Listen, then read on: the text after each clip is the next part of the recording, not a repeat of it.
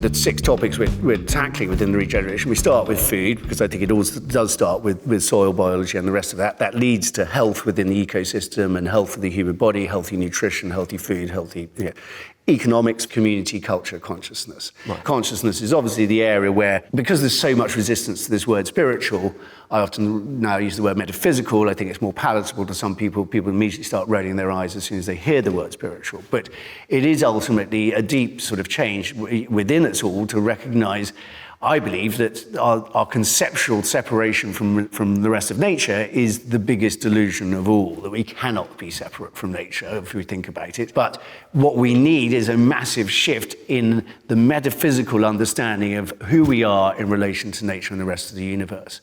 And I think much of what we need to embrace there is at the core of our mystical religious traditions, this so-called perennial philosophy that Aldous Huxley wrote about, but which of course has been distorted and contorted by hierarchical religions. But if we peel away all of that and go to the source, we'll find that they're all ultimately saying the same thing, which I believe is now beginning to be corroborated by various different scientific disciplines, namely that this notion that consciousness is this strange phenomenon that's created by complex neuronal firing in the brain isn't actually the real story. There's no evidence that that is the case, absolutely zero evidence. And many scientists would now say there is increasingly more and more empirical evidence that that is not the case, that consciousness is something much more fundamental to the whole universe and quite possibly the primary nature of reality, that everything arises within consciousness.